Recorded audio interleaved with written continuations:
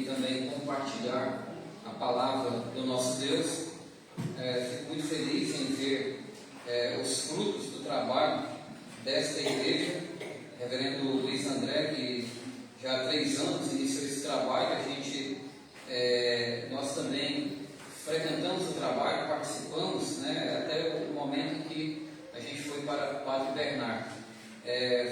Foi uma mudança necessária, segundo a vontade do nosso Deus, mas nós louvamos muito a Deus pelo dinamismo e também pela perseverança dos irmãos durante esses 3 anos. Não é fácil. Eu creio que são pouquíssimas igrejas presbiterianas do Brasil que conseguem algo assim. Realmente não é uma tarefa assim tão simples, Discipular é uma tarefa, ou fazer discípulos é uma tarefa que não é fácil, ela é muito difícil. O que eu sempre observo é que a igreja presbiteriana do Brasil, no seu geral, ela é muito tímida em fazer discípulos. Aí você pergunta aos membros da igreja e fala quantas pessoas conheceram a Cristo, fizeram a sua pública profissão de fé e estão agora firmes em Cristo através de você. De repente você fizer uma análise durante a sua jornada cristã, desde que você foi convertido até aqui, quantas pessoas foram convertidas por Cristo através de você? Então dá para se ter uma ideia, Então assim, muitos crentes presbiterianos ainda não compreenderam o que é fazer discípulos. Essa é uma tarefa que não é fácil, ela exige muito da nossa parte, muito mesmo. Fazer discípulo é acompanhar através das orações, pessoalmente. Quando surgiu aquele movimento, alguns anos atrás, G12, a gente sabe que a motivação teológica é totalmente equivocada, mas alguns métodos muito interessantes, que a gente não deve, em hipótese alguma, repudiar totalmente. É claro que tem muita coisa boa, tem muita coisa ruim, certo? A teologia é totalmente estranha e avessa às Escrituras, mas uma metodologia muito interessante, que é o acompanhamento pessoal. Eu estive com jovens trabalhando em uma empresa que fazia parte desse movimento, e eu ficava achando muito interessante o quanto eles acompanhavam aquelas pessoas. De repente, no local do trabalho, ele pegava o telefone, ligava: "E aí, como é que você está? Como que você já orou hoje? Olha, eu estou orando por você, mas inclusive vou orar agora por você." Certo? E às vezes a pessoa no local de trabalho nós tirava aquele tempinho ali, que não atrapalhava em hipótese alguma as suas atividades, mas a gente vê essa preocupação. É claro, em hipótese alguma, a gente vai falar que a teologia era sadia, é claro que não, certo? Mas o método em si, é claro que nós não somos pragmatistas. É claro que o pragmatismo ele é terrível, porque ele quer usar meios, recursos que deram certo em algum lugar, em uma certa região, e nem sempre isso dará certo. Então, nossa igreja não é uma igreja pragmática. Nós não adotamos o pragmatismo, mas nós somos bíblicos e nós pregamos as Escrituras. Mas ao mesmo tempo também a Bíblia nos exorta, e aqui é uma exortação de Cristo à sua igreja, a palavra é Cristo, então a igreja deve fazer discípulos.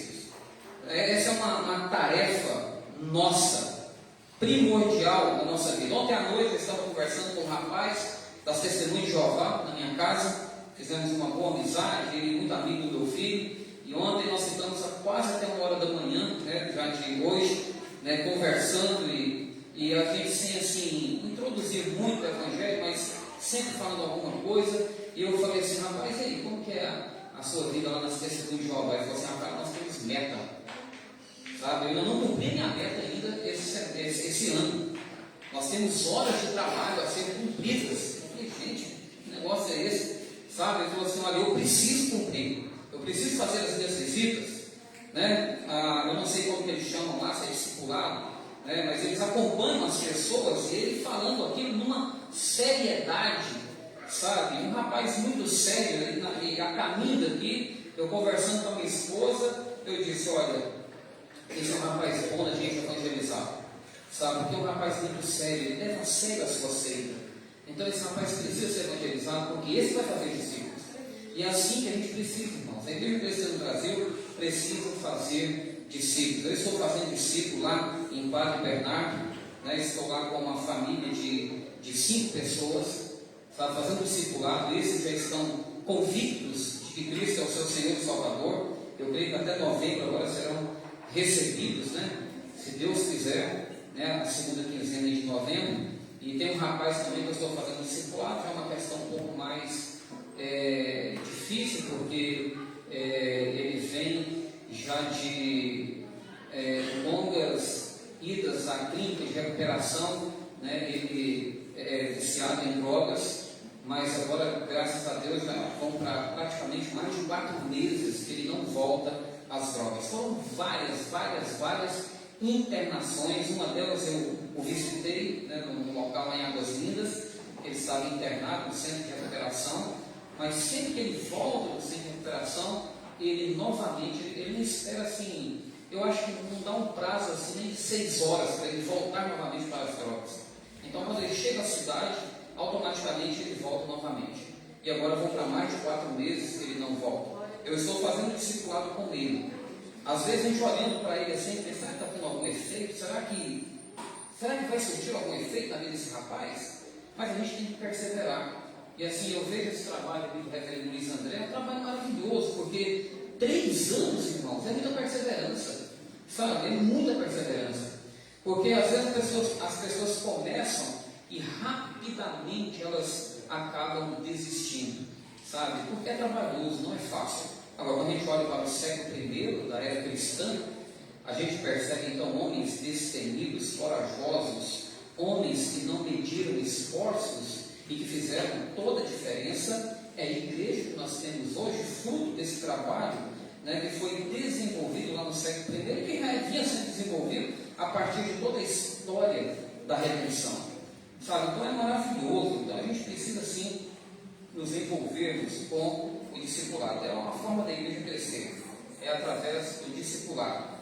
Estava conversando esses dias com um irmão lá na igreja, Israel, e ele falando assim que estava vendo a palestra de um coreano, e agora recentemente falou aqui em um congresso no Brasil, parece que até o reverendo Roberto Brasileiro estava nesse congresso, não estou equivocado, e o interessante é que o coreano falou o seguinte: olha, vocês estão fazendo um investimento muito alto, né, trazendo coreanos dessa distância para falar o óbvio aqui para vocês, né? Para falar sobre fazer discípulos, ou seja, vocês podem fazer e economizar, não trazendo pessoas de tão longe para falar aquilo que é óbvio, fazer discípulos. Há alguns anos atrás, alguns pastores brasileiros saíram daqui, foram à Coreia para saberem o segredo do crescimento da igreja presbiteriana da Coreia do Sul. E aí chegou lá e ficaram impressionados, porque os pastores coreanos disseram o seguinte: o segredo aqui é oração. Ou seja, você vai do Brasil, vai à Coreia do Sul para saber também o óbvio, né? Ou seja, discipulado, oração, pregação, evangelização centrada nas escrituras sagradas. Então é isso, irmão, não tem segredo. Então nós precisamos aprender. Nós vamos abrir a palavra de Deus em Atos dos Apóstolos. Eu creio que essa passagem é muito propícia para esse momento. Eu sei que é um momento também de gratidão a Deus. E assim, quando a gente olha para o apóstolo Paulo, a gente percebe um homem que evangelizava, fazia discípulos, mas um homem com gratidão no coração. Você pode observar, praticamente eu creio que as 13 epístolas do apóstolo Paulo, ele sempre vai falar de gratidão, certo? Paulo, ele sempre dá graças a Deus pelos filhos na fé. Então era um homem de oração. Ele não era aquele que apenas lançava a semente, mas ele cuidava o tempo todo, sabe? Então nós não somente devemos lançar a semente, mas devemos cuidar. É o poder do Espírito Santo que faça com que a semente possa germinar. A semente é a palavra. Isso está claro na parábola do semeador, né? E essa palavra é o Espírito. E o Espírito faz, porque ele tem poder para isso, né? Todas as coisas vieram à existência através do poder do Espírito Santo, através do próprio Deus. Então a gente tem que observar que quem regenera é o Espírito Santo de Deus, né? Ele é o Consolador e ele tem essa função de aplicar a obra redentora de Cristo na vida dos eleitos de Deus, certo? Atos capítulo 16, verso 11 ao verso de número 15, diz assim a palavra do Senhor: tendo, pois, navegado de Troia, seguimos em diretor a Samotrácia, no dia seguinte a Neápolis, e dali a Filipe, cidade da Macedônia, primeiro do distrito e colônia. Nessa cidade permanecemos alguns dias. No sábado saímos da cidade para junto do rio, onde nos pareceu haver um lugar de oração, e assentando-nos, falamos às mulheres que para ali tinham concorrido. Certa mulher chamada Lídia, da cidade de Tiatira, vendedora de púrpura, temente a Deus, nos escutava. O Senhor lhe abriu o coração para entender as coisas que Paulo dizia. Depois de ser batizada em toda a sua casa, nos rogou, dizendo: se julgares que eu sou fiel ao Senhor, entrai em minha casa e aí ficai. E nos constrangeu a isso. Vamos orar mais uma vez? Bendito Deus, eterno Pai, nós estamos diante da Tua santa e bendita palavra, Deus, eficaz, inerrante, infalível. Fala, Senhor, ao nosso coração, aplica a Tua palavra em nosso coração, ajuda-nos, ó Deus, a colocá-la em prática para o louvor e glória do Teu santo nome. Em nome de Jesus. Amém. Amém. Então, irmãos, como eu falei anteriormente, é necessário nós termos assim, muita convicção acerca das coisas de Deus, acerca da palavra de Deus. Se você vai fazer discípulos, precisa estar convicto acerca das Escrituras Sagradas. Ela precisa ser uma certeza na sua vida, para que você então proclame, para que você possa falar acerca da palavra de Deus. Um teólogo chamado Karl Lackler, em sua obra Prega a Palavra, ele diz o seguinte: não é fácil ser um expositor sistemático da Bíblia no mundo de hoje. Trata-se de uma tarefa que exige o poder e a força de vontade e a convicção ativa de que a Bíblia é a palavra eterna de Deus. Então essa é a convicção que precisamos ter firme no nosso coração. E diante disso, irmãos, muitos pregadores, muitos proclamadores, porque quando a gente fala pregador, a impressão que se tem é que a pessoa precisa de ir para um seminário, ficar lá 5 anos, 4 anos ou 5 anos, sabe, formar em teologia. Então quando a gente fala de pregador, parece que a gente está falando de algo assim diferente, separado. Mas a igreja prega, a igreja proclama, a igreja anuncia. A igreja é o arauto de Cristo, ela anuncia, proclama o Evangelho. Agora, a igreja não precisa ficar demasiadamente preocupada com os resultados. Às vezes nós nos preocupamos muito com os resultados. Porém, aquele que anuncia a palavra de Deus, ele precisa ter a convicção, porque é Deus quem efetua em vós tanto o querer como o realizar segundo a sua boa vontade. Você vai, você fala, você faz, mas quem transforma é Deus. O resultado provém de Deus. Esse versículo está em Filipenses capítulo 2, versículo 13. E Paulo tinha convicção disso. Por isso que Paulo fazia discípulos. Sabe? Paulo fazia discípulos porque ele tinha convicção. Ele foi alguém alcançado pelo poder de Cristo. Paulo nunca imaginou que fosse crente, que fosse um cristão, que fosse chamado de discípulo de Jesus. Até que ele poderia ter a convicção de ser chamado de discípulo de Cristo, porque ele aguardava Cristo como um bom intérprete do Antigo Testamento, segundo a lei, e Paulo teve como professor Gamaliel. Então Paulo tinha a convicção de que Cristo, ele se manifestaria, mas Paulo nunca imaginou que ele fosse transformado pelo poder de Jesus. E é interessante ver, irmãos, que durante a sua segunda viagem missionária, o apóstolo Paulo, juntamente com Barnabé e João Marcos, ele foi motivado o motivo no seu coração foi a ação do Senhor, em que fez com que ele visitasse as igrejas recém-plantadas na primeira viagem missionária. E é interessante que quando ele sai, e a igreja que envia o apóstolo Paulo, uma igreja extraordinária, uma igreja com uma visão impressionante, que era a igreja que se encontrava em Antioquia da Síria. Era uma igreja muito atuante, uma igreja muito segura naquela ocasião. No entanto, que é bem provável que Lucas escreveu Atos dos Apóstolos e também o Evangelho em Antioquia, porque lá tinha paz. Em Jerusalém era mais difícil fazer isso, devido às perseguições. Jerusalém, naquela situação, no século I, era um ponto nevrálgico, muito difícil. Então, Antioquia era uma igreja que gozava de uma certa paz. E aquela igreja, então, envia aqueles homens com esse propósito de fazer discípulos, de cumprir o ID e fazer discípulos. E é interessante, então, que durante aquela segunda viagem missionária, logo no começo, João Marcos ele desiste, e ali acontece uma grande desavença entre Paulo e Barnabé segue para um caminho, né? João Marcos desistiu na primeira viagem, mas depois Barnabé insiste, quer levá-lo novamente, e isso, diante dessa desavença, que também não foi uma desavença assim, foi uma desavença para a honra e para a glória de Deus, sabe? Não foi assim uma ira pecaminosa. E o que acontece? Paulo, ele segue em direção agora ao norte, certo? Indo para a Ásia Menor. E Barnabé segue outro caminho.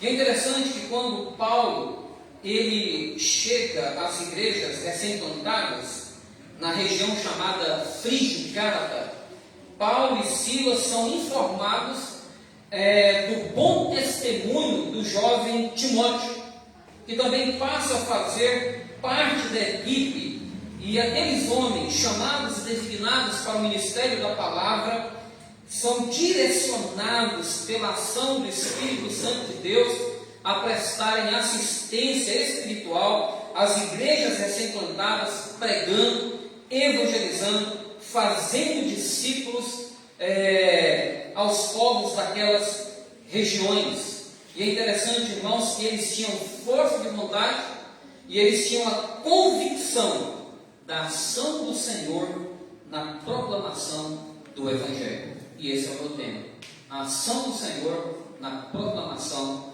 do Evangelho. Portanto, irmãos, o desejo deles era pregar a palavra, proclamar a palavra no continente asiático.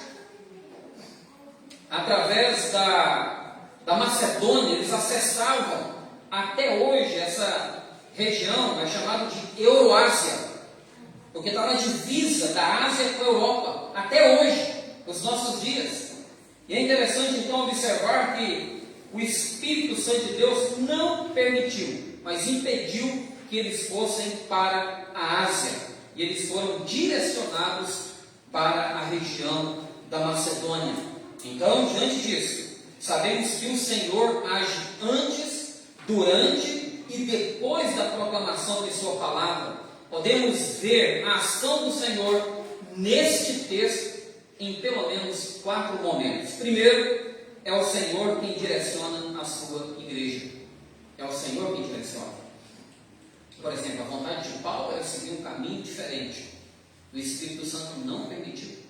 Porque não é a vontade do pregador que prevalece, mas a vontade de Deus. Isso também aconteceu com Jonas.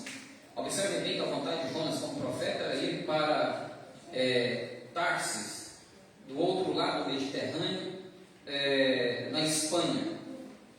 Mas Deus o conduziu para Nínive, para pregar o Evangelho, para proclamar a palavra. Então, quem direciona a igreja é Deus.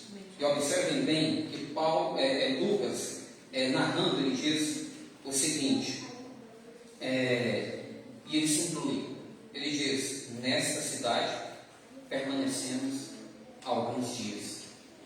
Então foi necessária a permanência ali, porque ali haviam eleitos de Deus, a igreja presbiteriana de Santa Maria está aqui, porque aqui a igreja de Deus é esse lugar. Então é necessário pregar o Evangelho, é necessário levar a palavra. Não é por acaso, por uma mera coincidência que a igreja se encontra aqui neste lugar. Ela está aqui para fazer a diferença. Então, conforme vimos anteriormente, é o Senhor que direciona a sua igreja por meio do Espírito Santo. Como? Conduzindo-a segundo a sua vontade. É segundo a vontade de Deus. Em todos os momentos da história da humanidade, é Deus quem dirige todo o curso da história. É Deus que está no controle de todas as coisas. E nesse quesito, as testemunhas de Jeová estão totalmente equivocadas. Porque às vezes eles batem na porta da sua casa e falam assim: sabe quem está no controle desse mundo? Satanás. Esse mundo é do diabo. E a Bíblia diz o contrário. A terra pertence a Deus e tudo que nela se contém. O salmista nos ensina que Deus é soberano e Ele é o dono de tudo, até mesmo do inferno. Ele é o proprietário, Ele é o dono. E a gente pode afirmar aqui de uma forma muito clara e evidente que até o próprio diabo pertence a Deus.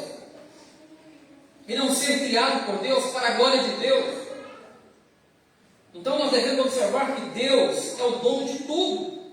Ele é o Senhor da terra. É por isso que a igreja, irmãos, não pode ser tímida. A igreja não pode ser tímida. A igreja precisa ser, nesse sentido, ousada.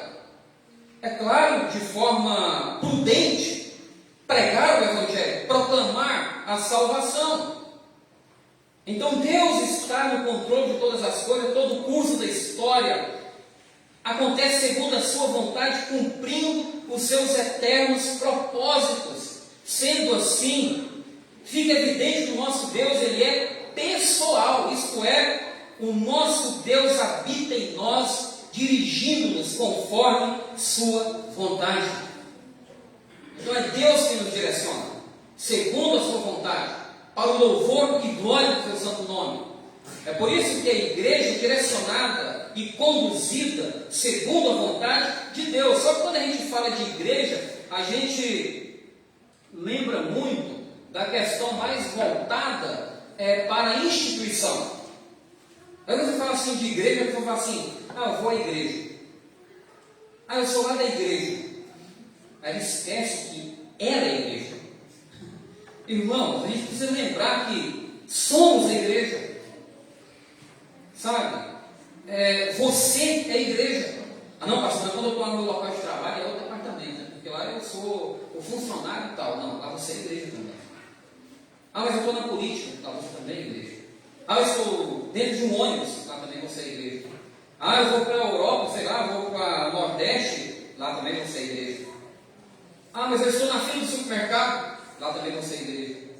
Mas eu estou conversando com o meu vizinho, jogando videogame, sei lá, jogando algum jogo através da internet. Não, mas lá também você é igreja. Eu tenho que lembrar também que quando eu estou jogando futebol, eu também sou igreja. Então não tem jeito, irmãos. O problema é que a gente esquece de ter igreja. Porque é muito místico esse elemento aqui. Sabe, essas paredes aqui parece que tem um negócio assim meio místico. Quando a pessoa entra aqui dentro, ele dá assim pum. Ele fica crente, ele ora, carrega a Bíblia, mas aí quando chega lá fora, você sabe por que muitas pessoas não se achegam ao Evangelho com dificuldade? Eu não estou falando aqui, irmãos, que é um critério, uma condição sine qua non, mas eu estou falando aqui o seguinte, das dificuldades. Sabe, Jesus falou sobre isso. Quando Jesus ele confrontou o jovem rico, os discípulos fizeram a pergunta assim para Jesus: então quem pode se salvar? Aí Jesus falou assim: o impossível dos homens é possível para Deus. Viu só? Então a gente precisa observar que quem faz a obra é o Senhor. Mas através de nós, que somos a igreja, Dr. Heber Carlos de Campos, em sua obra O Ser de Deus e seus Atributos, ele diz o seguinte com relação ao decreto eterno de Deus, porque através do decreto Deus conduz a história. Através do decreto eterno, Deus conduz a igreja. E Ele faz com que os eleitos ouçam o Evangelho, sejam convertidos e sigam a Jesus. Mas vejam bem, Dr. Herbert Carson sabiamente diz: tudo que Deus prescreve para que o homem faça foi formulado na sua mente eterna. Tudo que Deus faz na história foi determinado na eternidade. Sua vontade apenas é executada na história do mundo. Mas tudo que há no mundo, que é produto de sua vontade, foi arquitetado antes do tempo existir. Portanto, o que eles estavam fazendo, Paulo, Silas, Lucas, Timóteo, e o que nós estamos fazendo através do Evangelho, é um propósito determinado por Deus desde a eternidade, antes da criação do mundo. Sabe, antes da criação do mundo. Eu, como um bom supralapsariano, defendo que Deus decretou até mesmo a reprovação do réprobo. É redundante, ele já é reprovado, mas Deus o reprovou, porque Ele é Deus, não é segundo a vontade do homem, é segundo a vontade de Deus. Às vezes Deus fala assim: Deus abre mão para que ele vá para o inferno. Quem manda ele para o inferno é o próprio Deus. A ira de Deus repousa sobre os filhos da desobediência, a não ser que seja um eleito e esteja nesse estado. Caso contrário, repousará para sempre. É o Senhor quem direciona a sua igreja, instruindo-a através da sua palavra. Então toda instrução vem do Senhor, que capacita a igreja para a obra missionária, para fazer discípulo. Isso é importante. Deus capacita, Deus nos dá, irmãos, todo o recurso cabível, necessário para fazermos discípulos. O problema é que às vezes fala assim: não tem tempo, sabe, tem muita coisa para resolver, eu não tenho tempo. Realmente, nós nem nos envolver com as coisas desse mundo, nós nunca teremos tempo para as coisas de Deus, nem tempo para a igreja. Veja lá para fazer discípulos. Por isso que esse trabalho aqui é um trabalho assim maravilhoso. Sabe, algo assim que a gente fica impressionado, porque 3 anos de perseverança não é brincadeira, irmãos. Sabe, é um trabalho muito interessante. Olha, Malaquias capítulo 2, versos 6 e 7. O profeta diz, Deus através do profeta: a verdadeira instrução esteve na sua boca, e a injustiça não se achou nos seus lábios. Andou comigo em paz, em retidão e na iniquidade apartou a muitos, porque os lábios do sacerdote devem guardar o conhecimento, e da sua boca devem os homens procurar instrução, porque ele é mensageiro do Senhor dos exércitos. Portanto, a Bíblia afirma que a instrução do Senhor capacita-nos a propagar a paz, a retidão e a apartar muitos da iniquidade. De repente, uma pessoa lá no seu local de trabalho que está passando por algum problema, dificuldade, que todo mundo passa, né? Isso é normal, sem sombra de dúvidas. Problemas de relacionamento, problemas econômicos, políticos, e vários outros tipos de problemas de saúde. De repente você chega lá e começa a conversar com aquela pessoa, uma palavra assim bem sábia, branda, sabe, mais firme na palavra, sabe, falando acerca das coisas de Deus, trazendo esperança. Irmãos, o Espírito Santo de Deus é poderoso para converter. Ele pode usar você, sabe? Você pode ser um instrumento nas mãos do Redentor. E sendo um instrumento nas mãos do Redentor, muitas pessoas ouvirão o Evangelho através de você. Muitas pessoas. Muitos anos atrás, muitos anos mesmo, um presbítero chamado Edgar Mello, ele falando a Igreja Presbiteriana de São Miguel do Araguaia, ele contou uma ilustração que me chamou muita atenção e parece que é uma ilustração verídica.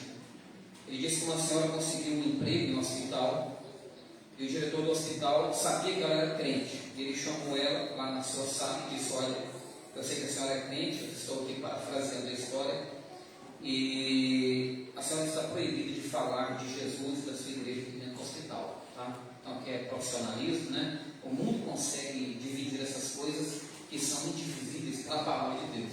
Sério, não, aqui é hospital, um ambiente hospitalar. Então nós não falamos de evangelho. Mas nós falamos de medicamentos, de injeções, de instrumentos, papapá, instrumentos cirúrgicos e tudo mais, médicos, enfermeiros, mas evangelho não.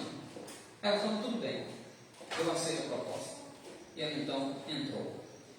E com o passar do tempo, pessoas começaram a serem convertidas. Aí o diretor do hospital chamou aquela mulher e disse, olha, eu não falei para você não falar do evangelho aqui dentro. Ela disse, eu nunca falei do evangelho aqui. Mas ela falava através da vida, através das suas palavras, através das suas ações. Irmãos, é por isso que muitas pessoas não querem estar aqui, porque elas conhecem você. Primeiro a sua família te conhece. Talvez a sua família seja o ambiente mais difícil para você evangelizar. Por quê? Porque eles conhecem você. Eles sabem o que você fala, muitas vezes você pensa, isso é reverberado, e o que acontece? Eles sabem quem é você. Eles sabem que você não morre, eles sabem que você não é amigo, eles sabem que você vive amargurado, falando mal da igreja, eles sabem que você faz isso. Eles não querem ir para cá, eles querem ir para outro lugar, menos aqui. Então isso é terrível. No seu local de trabalho, do mesmo jeito. Você trabalha com aquele cara, Deus me livre. Ixi, rapaz, é o último lugar que eu quero é ficar na igreja desse cidadão aí. Sabe? Porque é terrível. Só chega atrasado no local de trabalho, quer sair mais cedo, sabe? Dá trabalho para todo mundo. É fofoqueiro, sabe? Não sabe se portar. Aí você espera fazer discípulos assim, irmão? Irmãos, não vai fazer nunca. Paulo fez discípulos, pagou o preço. Pedro, todos os pais da igreja, os reformadores. Não estou falando que esses homens foram perfeitos, irmãos. Eles foram tão pecadores como também nós somos pecadores, com temperamento talvez até mais explosivo do que o nosso, lá no século XVI. Mas foram homens que fizeram a diferença. E a gente precisa fazer isso como igreja. Portanto, a Bíblia afirma que a instrução do Senhor nos capacita, a ação do Senhor na proclamação do Evangelho nos capacita a ensinar os transgressores e ao mesmo tempo edificar a igreja. Então é para isso que nós devemos pregar e proclamar e viver o Evangelho. Para falar de proclamar e anunciar o Evangelho vai ser bem diferente, né, do que viver. Nós proclamamos do que nós vivemos. Segundo lugar, segundo momento da ação do Senhor, é o Senhor quem provê as oportunidades.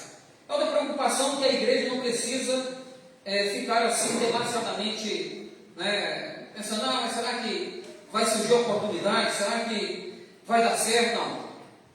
Deus, Ele mesmo provê as oportunidades. Veja bem, verso 13 de Atos 16. No sábado, saímos da cidade para junto do rio, onde nos pareceu haver um lugar de oração. Irmão, se fosse o nosso dia, vai ter um rio de bom para tomar banho, sabe? A gente banhar, pescar, sabe? Tem algum rio? Não. Paulo falou assim, tem algum rio aqui, algum lugar que a gente possa ficar assim mais tranquilo, que a gente vai orar. É um pouco diferente, né, irmão, do que nós pensamos. Mas veja bem, um homem de oração, onde nos pareceu haver um lugar de oração. E assentando-nos, falamos às mulheres que para ali tinham concorrido, que caminhavam para lá. Irmãos, John Stott, em seu comentário de Atos dos Apóstolos, olha só o que ele diz. Parece que não havia sinagoga em Filipos, mas um lugar de oração, como os missionários esperavam que houvesse. A pouco mais de 1,5 km da cidade, junto do rio. Aqueles homens sabiam que mulheres iam para aquele local e outras pessoas, eles disseram, olha, é lá que nós vamos ficar, porque lá nós pregamos o Evangelho, a gente anuncia a palavra de Deus. Então as oportunidades não podem ser desprezadas, mas devem ser aproveitadas para a proclamação do Evangelho, a tempo e fora de tempo, seja na universidade, no trabalho. Agora é claro que com prudência, também você não pode ser um crente também desajeitado, que vai chegar lá fazendo mau uso do seu tempo e tentando a fé de fogo, certo? E muitas vezes deixando até a sua responsabilidade do trabalho para ficar evangelizando. Aí o seu patrão não vai ser evangelizado porque ele vai te demitir. Então devemos tomar muito cuidado, ter muita prudência, saber o horário certo, o momento certo, de você falar acerca das coisas de Deus. Nós devemos observar, irmãos, que é o Senhor quem provê a oportunidade, reunindo os ouvintes. É Deus que reúne as pessoas, e assentando-nos, falamos às mulheres que para mim tinham concorrido. É Deus que reúne os ouvintes, dando-nos a oportunidade de falarmos do Evangelho, sabe, de proclamar a palavra de Deus. John Stott, comentando, mais uma vez, ele diz: o lugar ficava perto do rio Gangites, e essa proximidade deve ter sido cômoda para as abluções cerimoniais. Não somente que as mulheres iam para lá, mas haviam cerimônias também que eram realizadas naquele local, e Paulo aproveitou bem, juntamente com Silas, Timóteo, né, e outros, para pregar o Evangelho. Era assim também com Jesus, não era diferente, pois as multidões concorriam para ouvi-lo e serem curadas por ele. Observem bem Lucas, capítulo 5, verso 3. Entrando em um dos barcos, que era de Simão, pediu-lhe que o afastasse um pouco da praia, e assentando-se, ensinava do barco as multidões. Mateus capítulo 15, verso 30. E vieram a ele muitas multidões, trazendo consigo coxos, aleijados, cegos, mudos e outros muitos, e os largaram junto aos pés de Jesus, e ele os curou. Portanto, meu amado irmão, não menospreze o grupo no qual Deus quer te usar. Sabe, não podemos menosprezar, devemos aproveitar bem a oportunidade, devemos entender que é Deus quem manda os ouvintes, e se você recusar tal grupo, você prestará contas a Deus.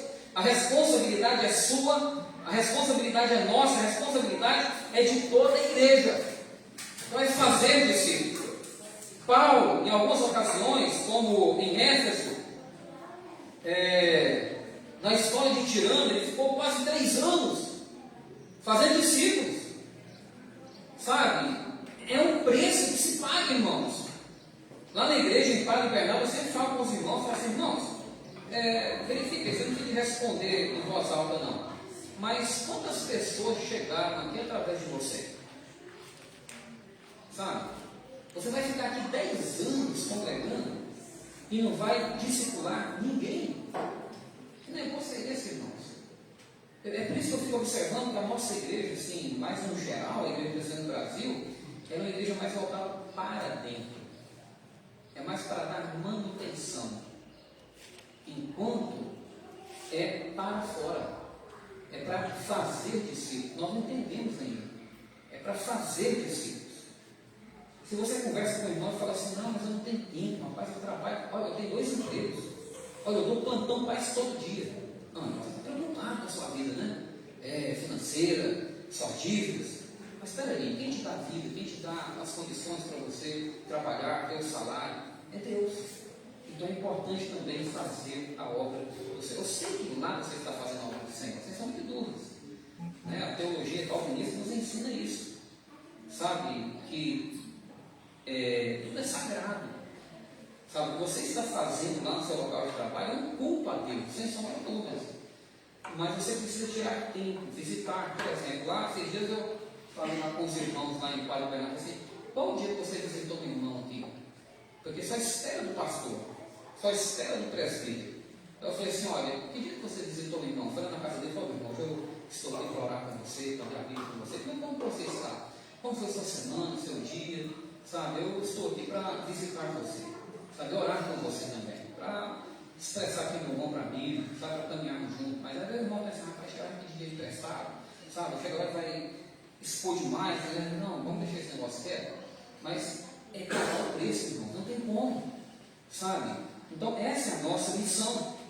É Cristo quem reúne os ouvintes, certo? Então a gente não pode menosprezar em hipótese alguma, mas aproveitar bem as oportunidades. Terceiro lugar, é o Senhor quem provê a conversão. Versículo 14, eu fico maravilhado. Olha só como que Lucas ele registra: certa mulher chamada Lídia, da cidade de Tiatira, vendedora de polpa, temente a Deus, nos escutava. O Senhor lhe abriu o coração para entender as coisas que Paulo dizia. A pergunta aqui é: quem abriu o coração de Lídia para ela entender as coisas que Paulo dizia? O Senhor. Ele é soberano. Então quem abre o coração, quem abre o entendimento, É o próprio Deus, não somos nós. Nós não somos arminianos. Quem faz isso é Deus, não é o ser humano. Quem dá o primeiro passo não é o homem, é o próprio Deus. É Ele que vem em nossa direção. Nós somos pecadores. E lá atrás nós estávamos em estado de completa escuridão, trevas, distantes da comunhão com Deus. Estávamos mortos nos nossos delitos e pecados. Como nós ouviríamos o Evangelho se nós estávamos mortos espiritualmente? Então quem abre o coração para compreender as coisas de Deus é o próprio Deus. Então por isso você não precisa ter medo. Ah, pastor, mas eu não sei falar. Tem muita gente que tem síndrome de Moisés, né? A síndrome de Moisés é uma coisa impressionante no meio das pessoas crentes, porque ela diz: eu não sei falar, sabe? Eu não sei conversar, eu não sei chegar, sabe? Você conversa tantos assuntos com as pessoas, vai chegar um momento que você conversa acerca das Escrituras. Alguns anos atrás, ouvindo o pastor Paulo de Tarso, ele pastoreia no estado Tocantins, e ele falando que o casal de engenheiros chegou para ele e falou assim: pastor, nós queremos evangelizar uma família aqui, amigos nossos, e a gente tem assim, uma certa timidez, chega lá, eu queria que o senhor fosse com a gente. Ele foi, chegou lá, irmãos, quando chegou à casa, ele viu assim uma carretinha com um barco, e ele pensou: acabou que gosta de pescar. Ah, beleza. Entraram, foram para a sala, começava a conversa, bate-papo. De repente, no bate-papo sobre pescaria, o dono da casa falou assim: pastor, esses dias atrás eu fui pescar e o barco quase naufragou. E eu fiquei com medo de morrer naquele dia. Aí o pastor falou: e se você tivesse morrido? E aí, a partir daquele momento, o pastor começou a evangelizar. E ele saiu de lá com aquele homem de joelhos, confessando a Cristo Jesus. Então, assim, irmão, simples, sabe? Não precisa inventar. É só você falar acerca das coisas de Deus. A gente precisa inventar a roda, só fazer a roda, né? Redundância, né? Rodar. Você tem que fazer a roda girar, certo? A roda já está pronta. A gente precisa inventar. Às vezes você: ah, pastor, eu preciso de uma apostila para evangelizar. Tudo bem, certo? Uma apostila é importante, tem um norte, tem um caminho. Mas você tem as Escrituras Sagradas. O que Cristo fez por você? Né? O que Cristo fez por você? Então você pode falar o que Ele fez por você. Você vai fazer discípulos evangelizados através disso. É o Senhor que provê a conversão. Berkoff, ele diz o seguinte, em sua teologia sistemática: somente Deus pode ser considerado o autor da conversão. Esse é um ensino claro da Escritura. No Salmo 85, versículo 4, o poeta ora, citação de Berkoff: restabelece-nos, ó Deus, a nossa salvação. E em Jeremias 31, 18, Efraim ora: converte-me, serei convertido. Certo? O que acontece, irmãos? O que nos chama a atenção é que aqui nesse texto, Lídia, ela era temente a Deus, porém não tinha Cristo como seu único suficiente Salvador. É aquela questão moralista. Moralmente, parecia ser algo assim bem tranquilo. Mas o moralismo não salva ninguém. Às vezes você vai conversar com a pessoa, um crente pega e fala assim: rapaz, aquele vizinho meu ali, até parece que ele é crente, só falta crer em Jesus, mas o resto ele tem. Ele paga bem as dívidas, cuida bem da casa, cuida bem dos filhos, dirige bem, respeita as leis do Detran, respeita o próximo. Rapaz, uma pessoa assim, fora do normal, bom de conversa, sabe? Só está faltando uma coisa: crer em Jesus. Ou seja, então falta tudo, porque o moralismo não salva ninguém. Ninguém pode ser justificado porque é um ser moral, até porque a moralidade do ser humano é totalmente depravada, ela é totalmente contaminada pelo pecado. Então, o que nos chama a atenção é que Lídia era temente a Deus, porém não era convertida. John Stott, ele comenta o seguinte: ela também era temente a Deus, crente agindo como judia, mas sem se tornar judia, sem ser de fato. Então fica bem claro que a conversão não está ligada às obras da lei, pois o fato de alguém ser judeu, naquela ocasião, não quer dizer que seja salvo, nem nessa ocasião. Certo? Então o fato de alguém falar assim: não, eu sou judeu, isso não quer dizer nada. Olha, eu sou um ser moral, isso não quer dizer nada. Você não é salvo por aquilo que você não faz, e nem por aquilo que você faz. Você é salvo pela vontade de Deus em Cristo. O problema que eu vejo, irmãos, é que muitas pessoas aprenderam na sua história a fazer para merecer.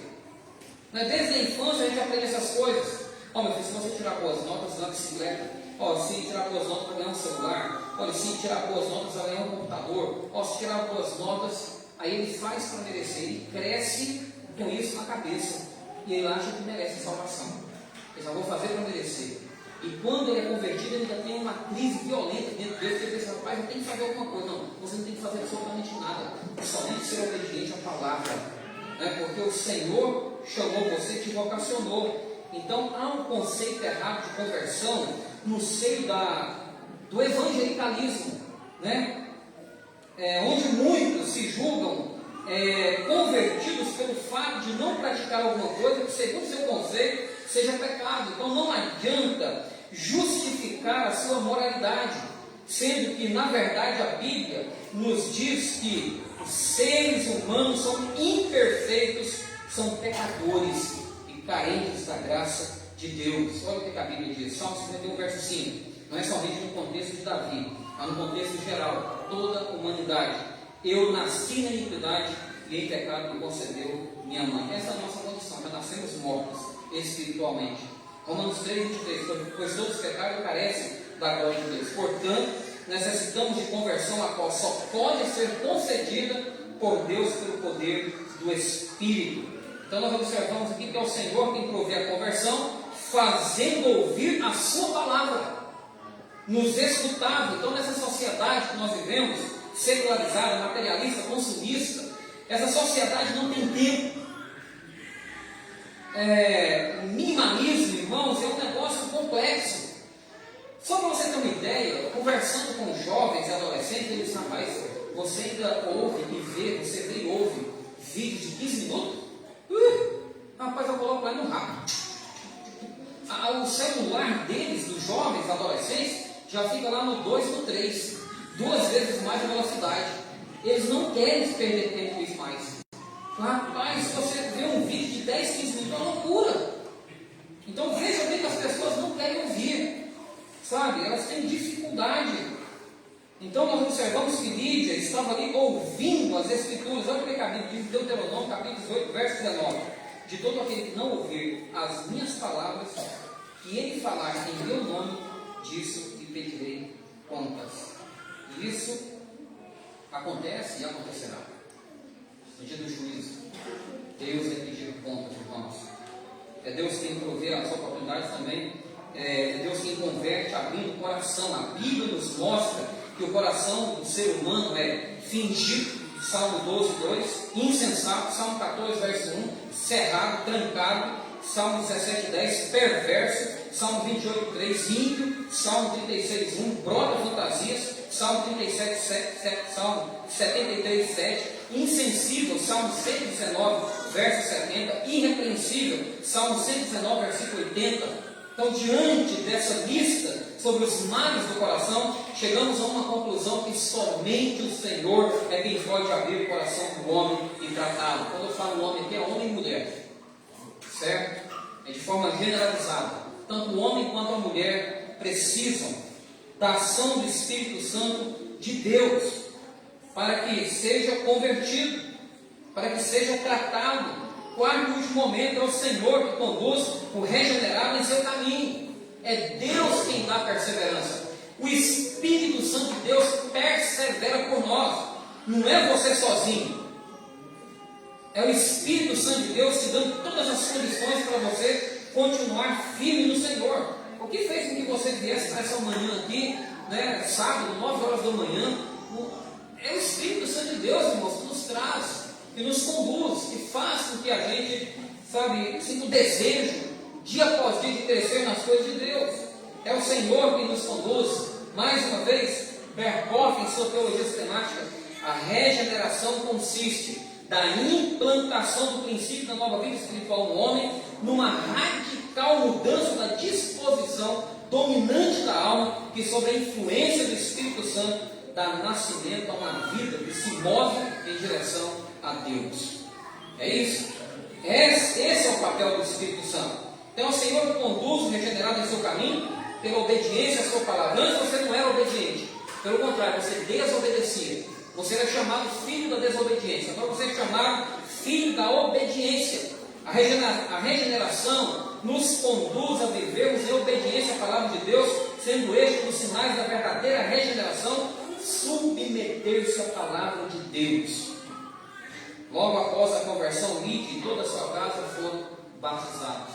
Você já pensou, irmãos, você fazendo um discipulado durante um ano, 365 dias ou 366 dias, e você chegar aqui no final do ano, conversar com o conselho, com o pastor, e falar assim: olha, essa família que eu discipulei é uma família agora que tem convicção de que Cristo é o Senhor e Salvador da sua vida, eles querem batizar, eles estão preparados, eles querem fazer a pública profissão de fé, certo? Eles agora têm convicção de que Cristo é o Senhor da vida deles. É isso, irmãos, essa é a nossa tarefa, certo? Essa é ser igreja. Então a gente precisa fazer isso. Então, logo após a conversão de Lídia e toda a sua casa, foram batizados. O que a confissão de fé fala sobre o batismo?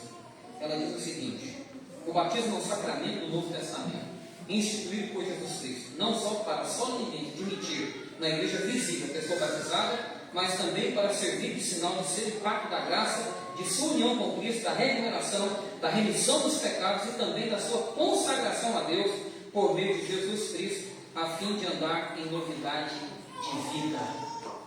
Novidade de vida. É o Senhor quem conduz o regenerado. Como? Pela prática de boas obras. A Bíblia deixa de forma bem clara que o cristão não é salvo pelas boas obras, né? O cristão não é salvo pelas boas obras, até porque nós não somos justificados pelas boas obras, e sim pela fé. Veja o que Paulo diz em Romanos 5:1: justificados, pois, mediante a fé temos paz com Deus, mediante o nosso Senhor e Salvador Jesus Cristo. Salvador foi um acréscimo meu aqui, irmãos. Senhor Jesus Cristo. Gálatas 2,16: sabendo, contudo, que o homem não é justificado por obras da lei, e sim mediante a fé em Cristo Jesus. Também temos crido em Cristo Jesus, para que fôssemos justificados pela fé em Cristo, e não por obras da lei, pois por obras da lei ninguém será justificado. Às vezes as pessoas, né, principalmente os adventistas, elas perguntam: qual é o propósito da lei? Olha, o propósito da lei é mostrar para nós o padrão de santidade de Deus e quem nós somos. Então, quando nós olhamos para a lei, nós enxergamos quem Deus é e quem nós somos. E Jesus, ele não veio para cancelar a lei, nós não somos antinomistas. Muito pelo contrário, ele veio para cumprir a lei. Então nós cumprimos a lei em Cristo. Por isso que a lei é graça. Nós cumprimos a lei através de Cristo. Você é um cumpridor da lei. Se um adventista chegar para você e falar assim: você é um presbiteriano, você guarda o domingo, eu guardo o sábado. Aí você vai falar para ele: mas eu guardo o dia do Senhor em Cristo Jesus. Eu cumpro a lei em Cristo, através de Cristo, certo? Somente através de Cristo.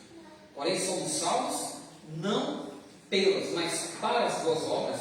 O cristão deve ter como característica de sua vida cristã as boas obras em Cristo Jesus. Paulo, em Efésios 2:10 diz: pois somos feitura dele, criados em Cristo Jesus para as boas obras, as quais Deus de antemão preparou para que andássemos nelas. E Lídia fez isso. Lídia recebeu tanto o apóstolo Paulo como os discípulos de Cristo em sua casa, praticando a hospitalidade. Você acha que praticar a hospitalidade é fácil? Quando vem um pregador, né, quando vem alguém de fora, vai dormir na casa de quem? Não, vamos um hotel para ele, tá bom demais. Lá ele fica tranquilo. Sabe? Ninguém quer praticar a hospitalidade. Ela recebeu aqueles homens em sua casa. Carcereiro, lá aqui também de Atos 16, recebeu os homens de Deus na sua casa. É assim, irmãos. Só que as coisas estão mudando, né? E radicalmente. Então, portanto, Lídia inicia sua nova vida em Cristo, colocando em prática as boas obras, praticando a hospitalidade, persuadindo os missionários a ficar em sua casa, sendo que a sua própria casa tornou-se um ponto de pregação do Evangelho. É assim, irmãos, que a igreja vai crescendo dia após dia. Sabe, e você tem colocado em prática as boas obras? Como tem sido a sua vida cristã? E com relação à pregação, sabe que você fica preocupado quando, onde, quem vai ouvir, quem vai crer? Meus irmãos, devemos descansar no Senhor, mas esse descansar no Senhor não é um mero descansar. Esse descansar no Senhor é um descanso de fazermos a sua santa e bendita vontade. Tem muito crente que está descansando literalmente no Senhor mesmo, sabe? Não faz nada na vida cristã, não faz discípulo, sabe? Tem preguiça. Já viu falar um crente preguiçoso, irmão? Ele não faz absolutamente nada. Ele vem para a igreja e volta para casa e fala assim: olha, eu estou salvo, salvo para sempre, tem a segurança da salvação, bendito seja o nome do Senhor, eu não quero saber de mais nada. Eu já vi crente fazer isso e falar assim. Não foi para isso que você foi salvo. Ao contrário, é para descansar no Senhor, fazendo e realizando a sua obra, fazendo discípulos. Quer que a sua igreja cresça? Faça discípulos. Não tem outra forma. Ah, não vou deixar para o pastor. Não, mas é o pastor sozinho? Você já imaginou você pegar 10 pessoas para discipular? Qual o tempo que ele vai ter? Então precisa do apoio da igreja. Então é toda a igreja fazendo discípulo. Senão, irmãos, a igreja não presta. Então não há necessidade de trazer os coreanos aqui para falar de crescimento de igreja. Como o coreano falou no congresso agora recentemente. Não há necessidade de trazer e ter um gasto exorbitante com passagens aéreas, hospedagem, alimentação. Ele falou: não, vocês mesmos dão conta da tarefa. Porque vocês têm o quê? A Bíblia, a palavra de Deus. Se não tivéssemos a Bíblia, diante disso, irmão, nós podemos observar que você, ao pregar a palavra de Deus, ao proclamar a palavra do Senhor, deve confiar no Senhor e não somente nas suas estratégias. Você deve ter consciência de que não é a sua capacidade natural que convencerá as pessoas do pecado, mas é Deus quem abre o coração e concede entendimento. Você não precisa ficar preocupado com as suas dificuldades. O Senhor mesmo é quem nos capacita para a sua obra. O autor que eu acabei de citar, lá no início, Karl Lachmann, ele diz o seguinte: o que nós precisamos são duas coisas: poder da força de vontade e uma convicção ativa de que a Bíblia é a palavra eterna de Deus. É o que nós precisamos. Esses dias agora eu estava conversando com o reverendo Isaías Lobão, e fiz uma visita aos Estados Unidos agora recentemente, eu vi as fotos através do Facebook, aí conversei com ele rapidamente, e ele falou assim: rapaz, eu estou impressionado como o liberalismo está barrindo as igrejas nos Estados Unidos. Agora tem um detalhe: as igrejas liberais dos Estados Unidos investem missões. Isaías Lobão falou assim: se você tiver algum projeto na sua igreja, você elabora o projeto, bem organizado, vai aos Estados Unidos, vá aos Estados Unidos, e lá você conversa com um pastor liberal, com um conselheiro liberal, eles vão deliberar até $80 mil para que você plante igrejas aqui no Brasil. Então você pode fazer isso, você pode usar o dinheiro liberal para plantar uma igreja bíblica, reformada, firme no Senhor, sem problema nenhum. É isso que está acontecendo. Isaías Lobão chegou a falar o seguinte: que as igrejas lá têm tanto dinheiro, essas liberais, porque as pessoas vão morrendo, vão doando seus imóveis, terrenos para a igreja, que o governo americano obrigou a igreja a abrir um banco.